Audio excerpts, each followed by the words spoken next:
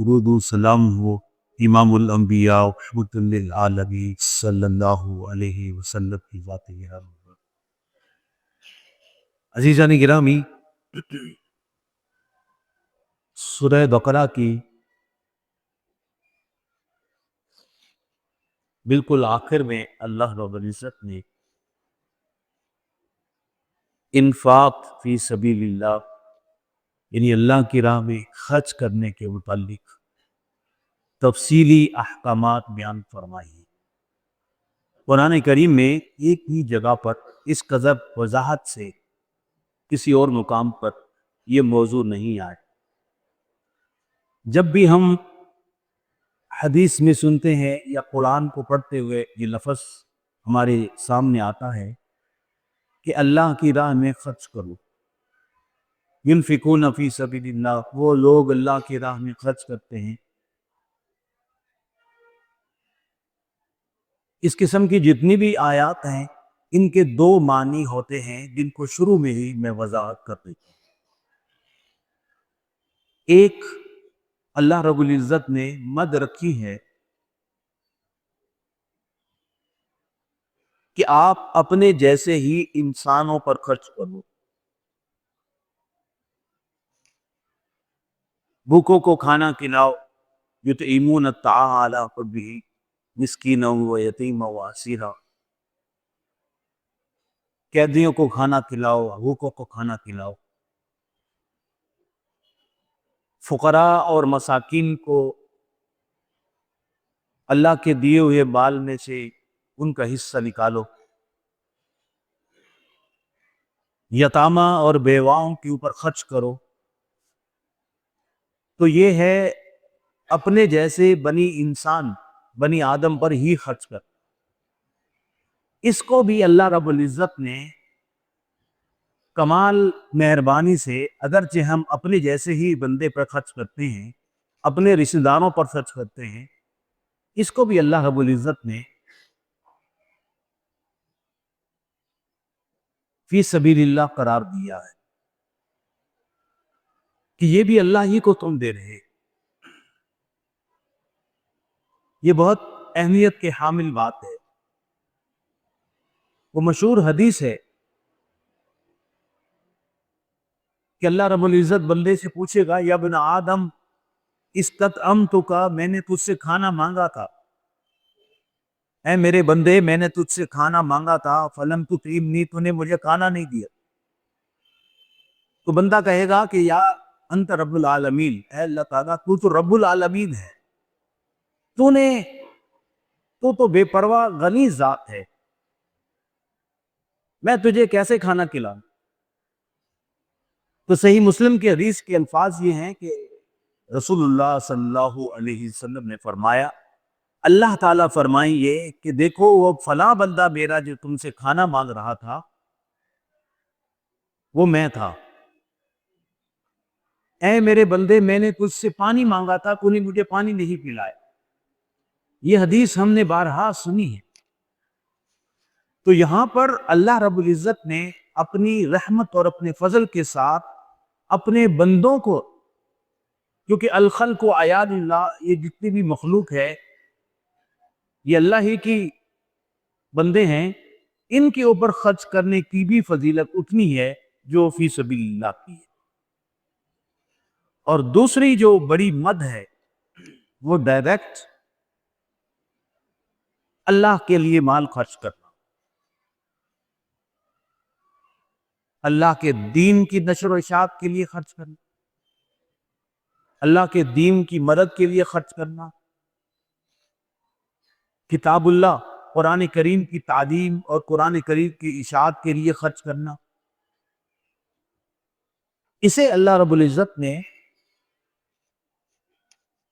قرض حسنہ قرار دیا ہے۔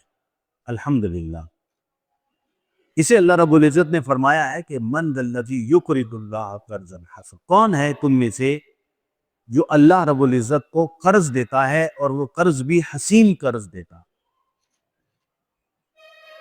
خوبصورت قرض دیتا ہے۔ تو اللہ کے لیے خرچ کرنا، اللہ کے دین کے لیے خرچ کرنا، جہاد فی سبیل اللہ میں خرچ کرنا، حج بیت اللہ یا عمرہ کرانے کے لیے خرچ کرنا، مساجد اور مدارس کو بنانے کے لیے، اس کے انتظامات چلانے کے لیے خرچ کرنا، اس کو قرض حسنہ قرار دیا جاتا ہے۔ آگے انشاءاللہ تعالی اس آیت کریمہ پر بھی ترجمہ کریں گے کہ کون ہے جو اللہ کو قرض حسنہ دیتا ہے۔ وہاں پر علماء نے، مفسرین نے بڑی خوبصورت بات بیان کی کہ حسین خوبصورت قرض کس کو کہتے ہیں؟ جس میں تین باتیں پائی جائیں۔ ایک، پہلی بات، وہ مال جو اللہ کی راہ میں ہم دے رہے ہیں وہ خوبصورت ہونا چاہیے، پاکیزہ ترین، افضل ترین مال ہونا چاہیے۔ وہ نہیں کہ جو ہماری نظر سے اتر گیا ہے، یا وہ لباس جو ہمیں اچھا نہیں لگتا، وہ چیز جو ہمیں پسند نہیں ہے، چلو ہم اللہ کے لیے دے دیں، پھر یہ قرض حسنہ نہیں ہوگا۔ قرض حسنہ میں وہ چیز سب سے پہلے آتی ہے جو ہم اللہ کی راہ میں دے رہے ہیں، وہ خوبصورت ہونی چاہیے۔ دوسرا، وہ بندہ جو قرض دے رہا ہے اس کی نیت کیسی ہے؟ اس کی نیت خالص اللہ کے لیے ہونی چاہیے، تو نیت بھی خوبصورت۔ اور تیسری، وہ جگہ جہاں پر خرچ کر رہے ہیں وہ مصرف بھی صحیح اور درست ہونا چاہیے، تب جا کر یہ قرض حسنہ بنتا ہے، انتہائی خوبصورت قرض بنتا۔ اب ہم اس تمہید کے بعد سورہ بقرہ کی اس مکمل رکوع کی طرف آتے ہیں، جس میں اللہ رب العزت نے اہل ایمان کو انفاق فی سبیل اللہ کی طرف توجہ دلائی۔ مثل الذین ينفقون اموالهم فی سبیل اللہ، اللہ رب العزت نے فرمایا کہ ان لوگوں کی مثال جو اپنے مال کو خرچ کرتے ہیں اس کے راستے پر، اللہ کے راستے پر خرچ کرتے ہیں۔ کمثل حبۃ، اس کی مثال ایسے ہے جس طرح کہ ایک دانہ، انبتت، جو زمین میں بویا جا، اور اس دانے سے 7 سنابل، 7 بالیاں نکلتی، فی کل سنبلۃ، اور ہر بالی کے اندر 100 حبۃ، 100 دانے نکلتے ہیں۔ یہ اللہ رب العزت نے مثال بیان فرمائی۔ کتنی سادہ، کتنی عام فہم اور کیسی پیاری بات ہے کہ ہر بندے کو سمجھ میں آ جائے کہ جو بندہ اللہ کی راہ میں 1 روپیہ خرچ کرتا ہے وہ گویا کہ 700 روپے، 700 گنا مل کر اس کو اجر و ثواب اس کے کھاتے میں لکھا جاتا ہے، یا اسے اللہ رب العزت 700 گنا کر کے واپس لوٹاتا۔ پھر اس پر بس نہیں فرمایا، آگے کیا فرمایا کہ واللہ ضاعف لمن یشاء، اللہ تعالیٰ اپنی مہربانی سے جس کے لیے چاہیں بڑھا بھی سکتے ہیں، اور اللہ رب العزت جب اضافہ فرماتے ہیں اور اللہ رب العزت اپنی شان کے مطابق جب بڑھاتے ہیں تو پھر اللہ کی شان ہے، کتنا بڑھا چڑھا کر اللہ رب العزت اسے لوٹائیں گے۔ آگے فرمایا واللہ واسع علیم، اللہ کے خزانے وسیع ہیں، اللہ کے خزانوں میں کوئی کمی نہیں آتی، اور پھر علیم، اللہ رب العزت جانتا بھی ہے کہ کون اللہ کے لیے خرچ کر رہا ہے، کون اللہ کے لیے خرچ نہیں کر رہا۔ الذین ينفقون اموالهم فی سبیل اللہ، ایک شرط یہ لگائی کہ جو بھی بندہ اللہ کی راہ میں مال خرچ کرتا ہے اس کو چاہیے ثم لا یتبعون ما انفقوا منا ولا اذى، کہ اپنے مال کو خرچ کرنے کے بعد احسان نہ جتائے، تکلیف نہ پہنچائے، زبان کے نشتر نہ چلائے کہ میں نے زیادہ چندہ دیا تھا لہذا مجھے زیادہ اہمیت دی جائے۔ یہ لفظ اس کے منہ سے نکل گیا تو اس نے اپنے سارے انفاق فی سبیل اللہ کو، سارے صدقات کو، ساری نیکیوں کو ضائع کر دی۔ دوبارہ سنیں، کتنی اہم ترین بات ہے کہ وہ لوگ جو اللہ کی راہ میں مال خرچ کرتے ہیں، میں نے شروع میں بتایا کہ اللہ کی راہ میں اللہ رب العزت نے دونوں کو اللہ کی راہ قرار دیا۔ اللہ کے بندوں پر بھی خرچ کرنا یہ فی سبیل اللہ، اور ڈائریکٹ دین کے کاموں میں خرچ کرنا بھی فی سبیل اللہ۔ لہذا جو بندہ بھی فی سبیل اللہ میں خرچ کرتا ہے اور اس کے بعد احسان جتلائے، تکلیف پہنچائے، تو پھر وہ اپنے آپ کو برباد کر رہا ہے۔ اور جو شخص ایسا نہیں کرتا، لہم اجرہم عند ربہم، اس کا اجر یقیناً اس کے رب کے ہاں اس کو ملے گا۔ لا خوف علیہم ولا ہم یحزنون، قیامت کے دن انشاءاللہ تعالی نہ غم آئے گا نہ پریشانی آئے گی۔ اللہ رب العزت ہمیں بھی ایسی نیت اور ایسا خلوص عطا فرمائے۔ اللہ رب العزت ہمیں بھی اپنی زبانوں کو اور اپنے دل و دماغ کو کنٹرول کرنے کی توفیق عطا فرمائے۔ پھر اللہ رب العزت فرماتے ہیں قول معروف ہے، دیکھو اچھی بات کرنا، پیاری بات کرنا، ومغفرۃ اور درگزر کر دینا، خیر بہتر ہے، من صدقۃ ایسے صدقہ دینے سے، یتبعھا اذی جس کے پیچھے تم تکلیف پہنچاتے۔ کبھی کبھی ایسا ہوتا ہے انسان کی زندگی بھی کہ ایک کسی بھی شخص کے بار بار تقاضوں کے اوپر انسان تنگ ہو جاتا۔ انسان ہے نا، اللہ رب العزت کی ذات تو ہے نہیں کہ اللہ رب العزت فرماتے ہیں کہ مجھ سے مانگتے رہو مانگتے رہو مانگتے رہو۔ اب انسان ہے کہ کسی کے تقاضوں سے تنگ ہو جاتا ہے، اور کبھی کبھی یہ بھی ہوتا ہے کہ انسان کے پاس ہے ہی نہیں کچھ دینے کے لیے، لہذا ڈانٹ ڈپٹ کرنے کے بجائے وَأَمَّا السَّائِلَ فَلَا تَنْهَرْ، کہ سائل کو، مانگنے والے کو ڈانٹو نہیں۔ قول معروف، اچھی بات کر دو، اور اگر اچھی بات نہیں ہے تو خاموش ہو جاؤ۔ بہت سی جگہوں کے اوپر بہت سے لوگوں کے ساتھ زندگی میں ایسا واسطہ پڑتا ہے، جب ہمیں پتا ہوتا ہے کہ یہ بندہ صحیح نہیں ہے، یہ عادی پیشہ ور بھکاری ہے، اس کا پروفیشن ہی یہی ہے۔ اب ایک اللہ کا حکم بھی ہے کہ اما السائل فلا تنہر، کے سائل کو ڈانٹنا نہیں، لہذا وہاں پر خاموشی یا ایک اچھی بات کر کے خاموش ہو کر، چپ ہو کر آگے چلے جانا ہی زیادہ بہتر ہے، کیونکہ ہم سب ہی گناہ گار ہیں، ہم سب ہی خطا کار ہیں، ہمارے اندر بھی بے شمار خامیاں اور کوتاہیاں ہیں۔ ہم اللہ کے دربار میں اللہ سے مانگتے ہیں تو اللہ رب العزت ہمیں ہمارے گناہ یاد نہیں کرواتا۔ اللہ اکبر، اللہ اکبر۔ قول معروف، بہر کیف اچھی بات کر دینا، زبان سے نرم کلامی کے ساتھ گفتگو کرنا، ومغفرۃ اور درگزر کر دینا، بہتر ہے ایسے صدقہ دینے سے جہاں پر تم اس کے پیچھے تکلیف پہنچاتے ہو یا احسان دکھاتے ہو۔ واللہ غنی حمید، اللہ رب العزت کی ذات غنی ہے، بے پرواہ ذات ہے اللہ رب العزت، اور اللہ رب العزت کو تمہارے کسی صدقے کی، کسی خیرات کی، کسی زکوٰۃ کی کوئی ضرورت نہیں ہوتی۔ اللہ رب العزت نے اس مقام پر جو لفظ غنی استعمال کیا، یہ بہت ہی اہم ترین بات ہے کہ اللہ غنی ہے، یاد رکھنا۔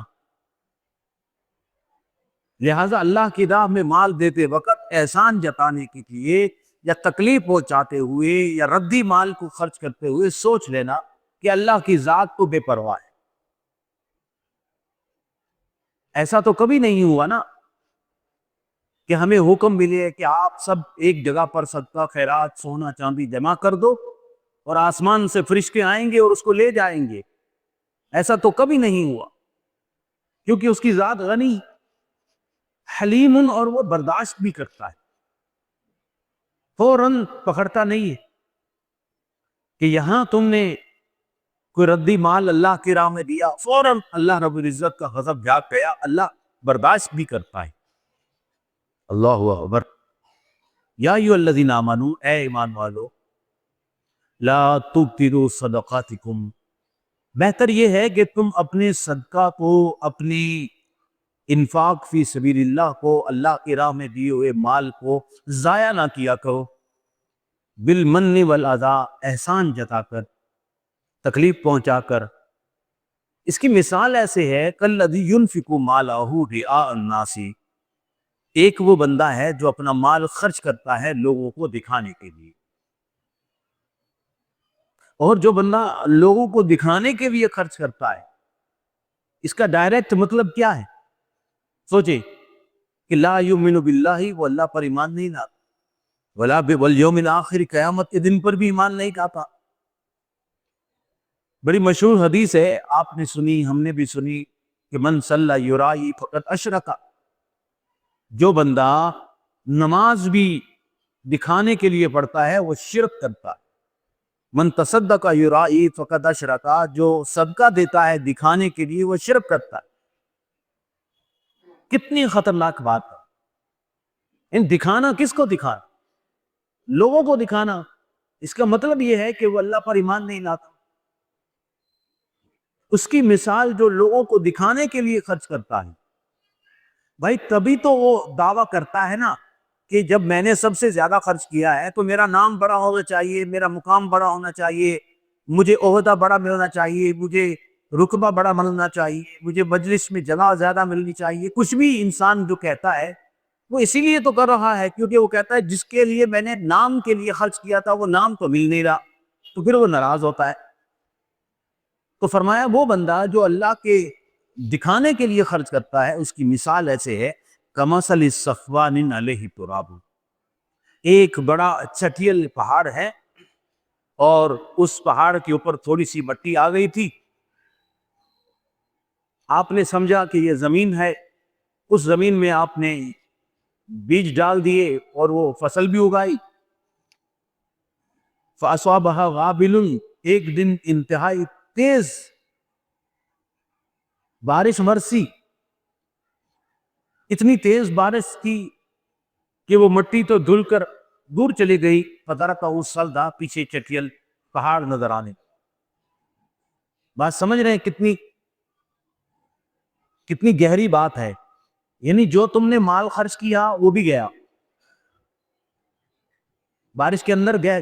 آپ نے بیج لگایا تھا، وہ بارش آئی، وہ بیج بھی چلا گیا، وہ فصل جو تھی وہ بھی بہہ گئی، بلکہ جس مٹی پہ آپ نے لگائی تھی تو وہ مٹی بھی بہہ گئی، سب کچھ تباہ و برباد ہو گیا.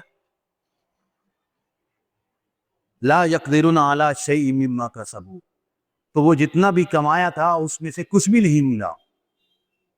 یہ مثال ان لوگوں کی ہے جو دکھانے کے لیے اللہ کی راہ میں مال خرچ کرتے ہیں. یہ مثال ان لوگوں کی ہے جو دکھاوا کرتے ہیں کہ وہ جو خرچ کیا تھا وہ بھی گیا، ہاتھ سے تو گیا نا ہمارے، اور اس کا اجر بھی نہیں ملا. پھر قیامت کے دن انسان سمجھے گا کہ جو میں نے فصل بو کر آیا تھا اس کے بڑے ابھی پھل اور پھول ملیں گے، تو پتہ چلا کہ وہاں تو چٹیل پہاڑ ہیں، کچھ بھی نہیں ہے. وَمَثَلُ الَّذِينَ يُنْفِقُونَ أَمْوَالَهُمْ، اور ان لوگوں کی مثال بھی اللہ رب العزت نے دے دی، اور دعا بھی ساتھ کریں کہ اللہ رب العزت ہمیں ایسا بندہ بنائے، آمین.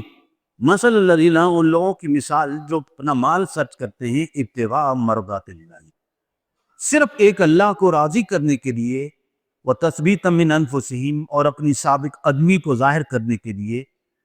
مثال ہے کمثل جنت، ایک باغ ہے، بربوۃ، جو بلندی کے اوپر قائم ہے، اونچی مقام پر باغ ہے اور بڑا مہنگا ترین باغ ہے.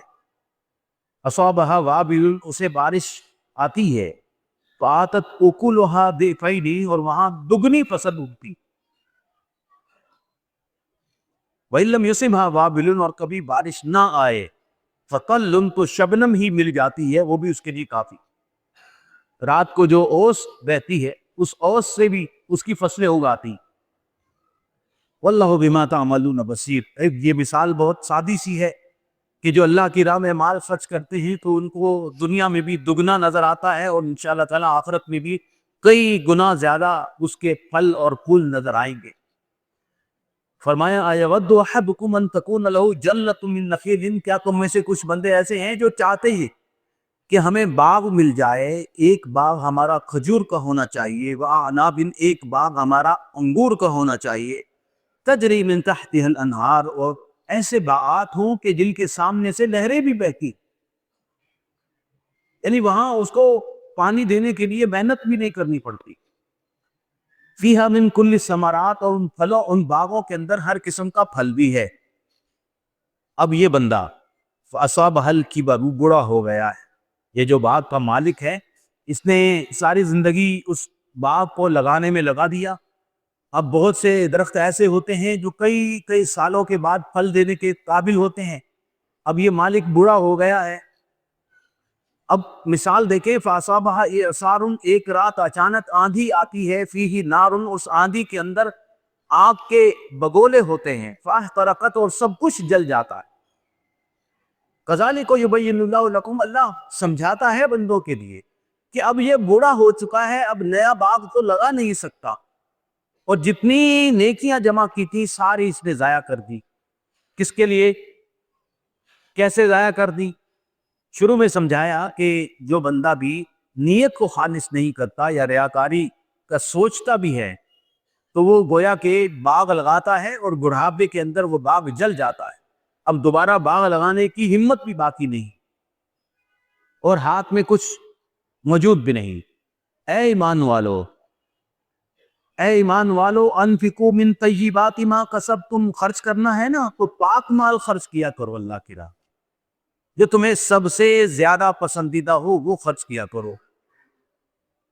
ابو طلحہ رضی اللہ تعالی عنہ پیارے نبی صلی اللہ علیہ وسلم کے پاس آتے ہیں اور فرماتے ہیں کہ اے اللہ کے رسول, اللہ کا یہ میں نے حکم پڑھا ہے, لن تنالوا البر حتى تنفقوا مما تحبون, کہ نیکی کے اعلیٰ معیار پر پہنچنا ہے تو وہ چیز خرچ کرو جو تمہیں سب سے زیادہ پسند ہے.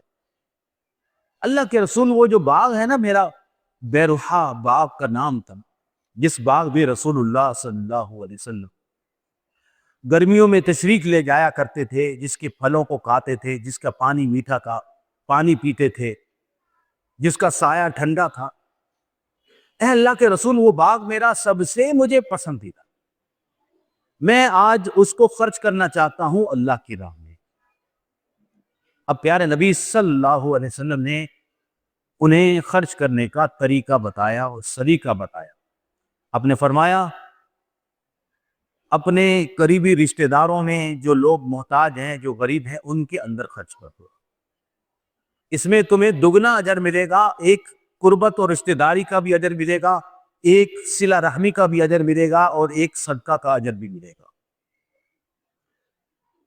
اب یہ بات سوچیں, ہمیں, مجھے اور آج کل ہم جیسے انسانوں کو سب سے برے اپنے رشتہ دار لگتے ہیں, ہے کہ نہیں؟ وہاں خرچ کرنا کبھی دل نہیں چاہتا. گزشتہ دنوں ایک دو فوتگیوں میں جانا پڑا, جہاں سے ایک بات میں نے سیکھی کہ دنیا سے جانے والا چلا گیا اور اس کے بچوں نے, اس کے بیوی نے لاکھوں روپے, یہ باقاعدہ ایک شادی جتنا خرچہ, اس کے دوسرے دن کھانے پکانے, بریانیاں بانٹنے میں لگا دیا, تیسرے دن پھل فروٹ اور بریانیاں بانٹنے میں لگا دیا, اور خوب پورے شہر کے اندر دھوم مچ, کتنے مال خرچ کیا. اور پتہ یہ چلا کہ اس مرحوم کے اوپر قرضے,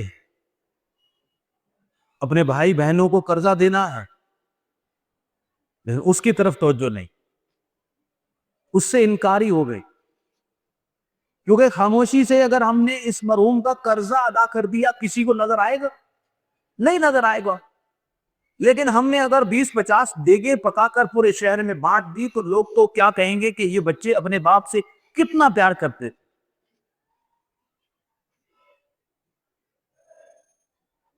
اس کی ماں اگر بری ہے، بیمار ہے، مرنے والے کی، اس کو دے دے. اس کے بہن بھائی اگر غریب ہے، فقراء ہے، اس کو دے دے. یہ ہمیں پسند نہیں ہے. یہ انسان بہت عجیب ہے. اللہ رب العزت فرماتے ہیں کہ نہیں، تم اپنے قریبی رشتہ داروں میں پہلے نمبر پر شروع کرو. اس آیت کریمہ میں واپس آتے ہیں کہ اے ایمان والو، خرچ کرو جو تمہیں پاکیزہ مال اللہ دیتا ہے. وَمِمَّا أَخْرَجْنَا لَكُم مِّنَ الْأَرْضِ، جو کچھ بھی ہم نے زمین سے تمہیں دیا ہے. اور یاد رکھو وَلَا تَيَمَّمُوا الْخَبِيثَ مِنْهُ تُنْفِقُونَ، تم ردی مال نہ دینا اللہ کی راہ میں. وہ کپڑے، وہ لباس، وہ چیز وہ نہ دینا جو تم خود پہننا پسند نہیں کرتے. اور یاد رکھو وَلَسْتُمْ بِعَاجِزِيهِ، اور اگر اللہ رب العزت زمانے کا چکر چلاتا اور تم محتاج ہوتے اور اب تمہیں یہ چیز لینی پڑتی تو تم لیتے؟ نہیں لیتے. وَلَسْتُمْ بِعَاجِزِيهِ، تمہیں خود لینا پڑتا تو تم اس کو نہ لیتے. إِلَّا أَن تُغْمِضُوا، ہاں اگر بہت بھوک ہوتی تو آنکھیں بند کر کے لیتے، نہ چاہتے ہوئے بھی لیتے. لیکن آج تمہیں دینا ہے تو تم وہ چیز کیوں دے رہے ہو؟ وَاعْلَمُوا، پھر جان لو کہ ان اللہ غنی حمید، اللہ کی ذات کو بے پرواہ ہے.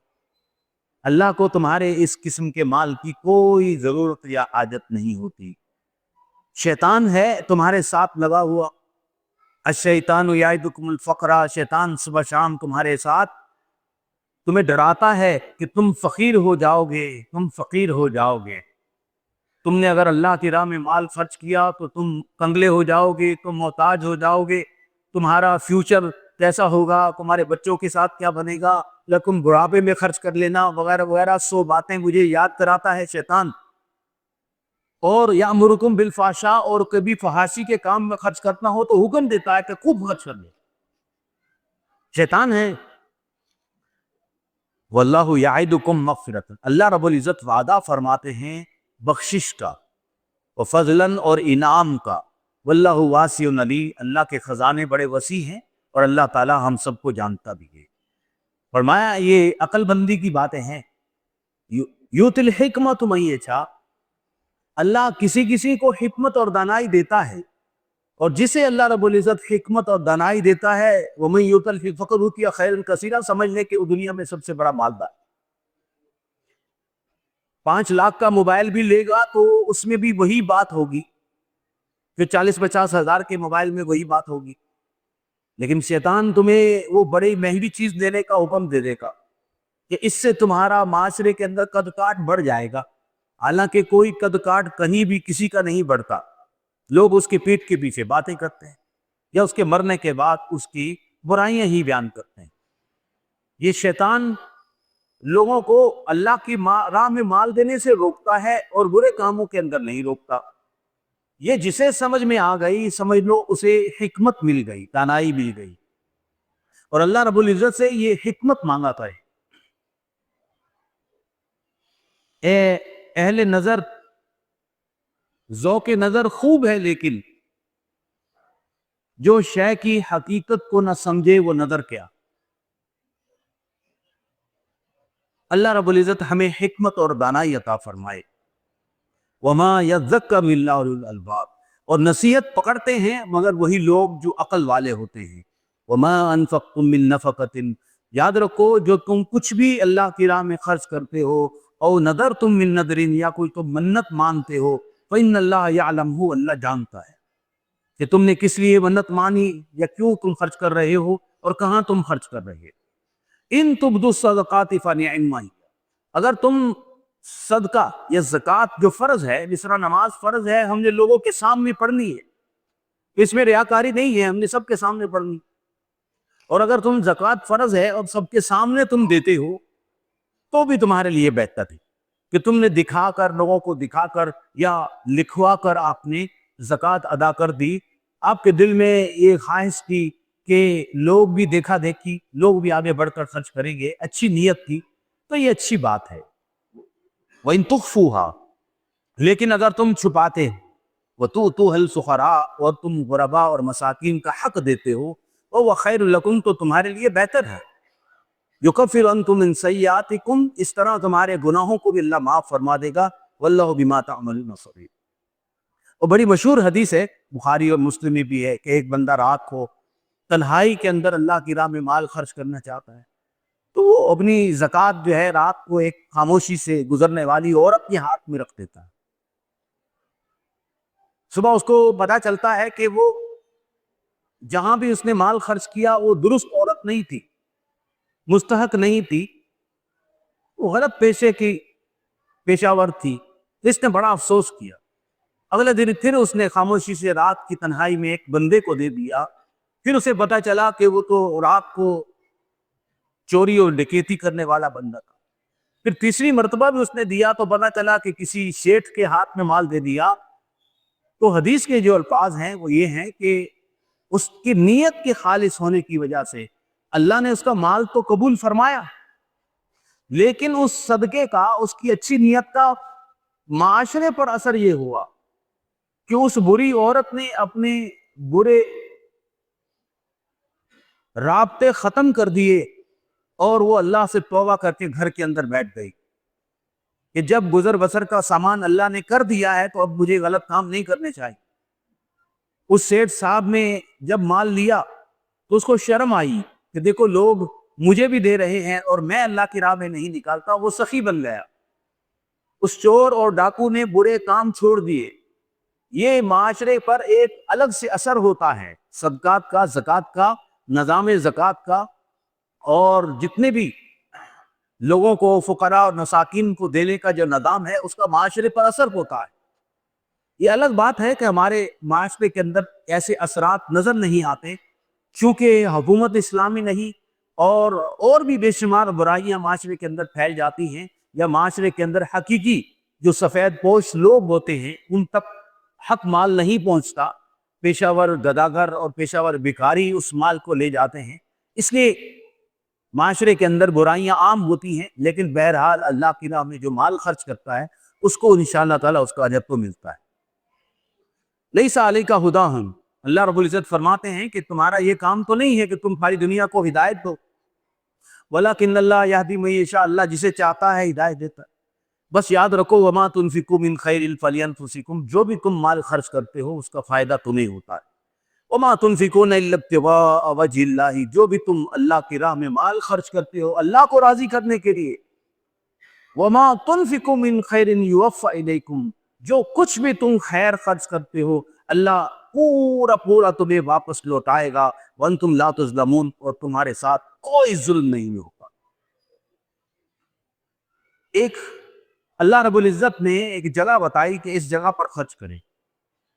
للفقراء الذین احصروا فی سبیل اللہ، وہ غربا اور مساکین، وہ سفید پوش لوگ جو اللہ کے راستے پہ لگے ہوئے دن رات اللہ کے دین کی خدمت کر رہے. لا یستطیعون ضربا فی الارض، وہ زمین میں بھاگ دوڑ نہیں کر سکتے، وہ اپنا معاش نہیں چلا سکتے، وہ اپنا کاروبار نہیں کر سکتے، ان کے پاس وقت ہی نہیں رہتا.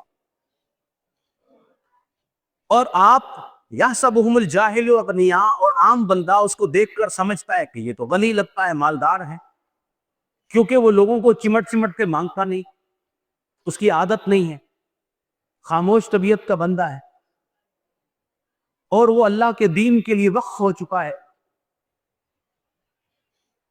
تعرفهم بسیماہم، تم ان کی چہرے کی علامت سے سمجھ جاؤ گے. لا یسألون الناس الحافا، جب وہ سے مانگتے نہیں ہیں یہ لوگ، یہ پیشہ ور بھکاری نہیں ہوتے. ان لوگوں کو بھی اپنے نظر اور دامن میں رکھو. وما تنفقوا من خیر فإن اللہ بہ. کتنی مرتبہ اللہ رب العزت نے بار بار فرمایا جو بھی تم خرچ کرتے ہو اللہ جانتا ہے، اللہ جانتا ہے، اللہ جانتا ہے، اللہ جانتا ہے. یعنی اے بندے تیرا اور اللہ کا معاملہ ہے، اللہ جانتا ہے کیا خرچ کیا ہے، اللہ جانتا ہے کس مال کو خرچ کیا ہے، اللہ جانتا ہے کہاں خرچ کیا. والذین ينفقون اموالهم باللیل، وہ لوگ جو دن رات مال خرچ کرتے ہیں، سرًا خاموشی سے مال خرچ کرتے ہیں، وعلانیۃً سب کو دکھا کر مال خرچ کرتے ہیں. لہم اجرہم عند ربہم، ان کا یقیناً اجر اللہ کے ہاں ہوگا.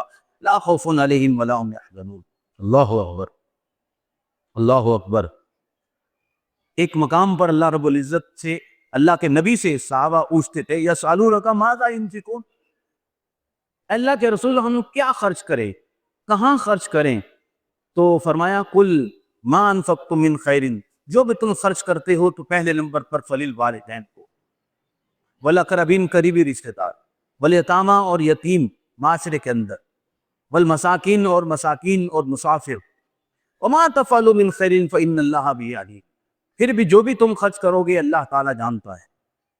پھر فرمایا خذ من اموالہم, اے نبی صلی اللہ علیہ وسلم آپ ان لوگوں کا مال لیجئے. نہیں, لوگ زکوٰۃ لے کر آتے تھے, لوگ اپنا مال صدقے کے طور پر لاتے تھے, تو اے نبی صلی اللہ علیہ وسلم آپ ان کا مال قبول فرمائیے. تطہرہم وتزکیہم بہا, یہ مال ان کو پاک بھی کرتا ہے اور ان کے تزکیہ نفس بھی کرتا ہے. وصلی علیہم, اور اے نبی صلی اللہ علیہ وسلم آپ ان کے لیے دعائیں کی, آپ ان کے لیے دعائیں کیجیے. لفظ دیکھیں, صلاۃ سمجھتے ہیں نا, درود کو کہتے ہیں رحمت کی دعا کرنا. یہ اللہ تعالیٰ اپنے نبی کو حکم دے رہے ہیں کہ آپ ان لوگوں کے لیے صلاۃ پڑھیے, ان لوگوں کے لیے دعائیں کیجیے. صلی علیہم ان صلاتک سکن لہم, آپ جب دعائیں کریں گے تو ان کے لیے دنیا اور آخرت میں سکون مہیا ہو جائے. اب بخاری اور مسلم کی حدیث ہے, ابو اوفا رضی اللہ تعالیٰ عنہ بیان فرماتے ہیں کہ رسول اللہ صلی اللہ علیہ وسلم کے سامنے میرے والد صاحب زکوٰۃ کا مال لے کر آئے اور آپ کے سامنے رکھ دیا, تو رسول اللہ صلی اللہ علیہ وسلم نے یہ الفاظ بیان فرمائے, آگے سے دعا دی کہ اللہم صلی علی ابی اوفا, اے اللہ ابو اوفا پر رحم نازل فرما, وعلی آل ابی اوفا, اور اے اللہ ابو اوفا کی آل پر رحم فرما. تو یہ ہمارا کام ہے, اللہ اکبر, کہ ہم دعائے خیر کریں. اے اللہ جمعے کا دن ہے اور بابرکت دن ہے, ہم سب دعا کرتے ہیں کہ جو لوگ بھی اللہ کی راہ میں مال خرچ کرتے ہیں, جو لوگ بھی, ایک چیز سامنے رکھنا ہے, چلو کم از کم اس ادارے پر جو لوگ خرچ کرتے ہیں ان سب کے لیے دعائے خیر ہے کہ اے اللہ ان کے اوپر بھی رحم فرما, اے اللہ ان کی آل پر بھی رحم فرما, اے اللہ ان کی اولادیں اور نسلوں پر بھی رحم فرما, اے اللہ ہر قسم کی برکتیں نازل فرما. اللہ اکبر. فرمایا من ذا الذی, کون ہے تم میں سے, یقرض اللہ قرضا حسنا, جو اللہ رب العزت کو قرض دیتا ہے. کتنی عجیب سی بات ہے, اے اللہ تیرا دیا ہوا مال ہے, تیرے بندے ہیں, اور تو جب اللہ کی راہ میں خرچ کرنے کا حکم دیتا ہے ہم خرچ کر دیتے ہیں. اے اللہ تو نے اس کے لیے قرض حسنا کا لفظ استعمال کیا, وَيُضَاعِفَ لَهُ, تو اللہ رب العزت فرماتے ہیں کہ ہاں یہ قرض حسنا ہے, خوبصورت قرض ہے, اللہ تعالیٰ تمہیں کئی گنا بدلہ واپس عطا فرمائیں گے. اللہ کی ذات ہے, وَاللَّهُ يَقْبِضُ وَيَبْسُطُ, جس کا چاہتا ہے مال قبض کر لیتا ہے, جس کے لیے چاہتا ہے مال عطا فرما دیتا ہے. اور میں نے شروع میں بتایا تھا کہ قرض حسنا, خوبصورت قرض کے لیے 3 شرطیں ہیں. اب وقت ختم ہے, یہی بات بیان کرتے ہیں کہ وہ مال خوبصورت ہونا چاہیے جو خرچ کر رہے ہیں. پہلی بات, وہ بندہ خوبصورت ہونا چاہیے, اس کی نیت اچھی ہونی چاہیے جو خرچ کر رہا ہے, اور وہ جگہ اچھی ہونی چاہیے جہاں پر خرچ کیا جائے. اللہ کا مال ہے, ہر جگہ پر نہیں کیا جا سکتا, ایرے غیرے لتو خیرے کو نہیں دے سکتے, کسی بھی مشرکوں اور بے دینوں کو ہم نہیں دے سکتے. کسی بھی جگہ پر معاشرے کے اندر چرسیوں اور بھکاریوں کو بڑھانے والے جگہ جگہ جو دسترخوان کھولتے ہم نہیں دے سکتے. وہاں پر ہم اچھے مصرف کو تلاش کریں گے, اچھی جگہ پر دیں گے. 3 اچھائیاں ہوں گی تو کیا بنے گا, قرض حسنہ بنے. اللہ سے دعا ہے کہ اللہ رب العزت مجھے, آپ کو, ہم سب کو سمجھنے کی توفیق عطا فرمائے.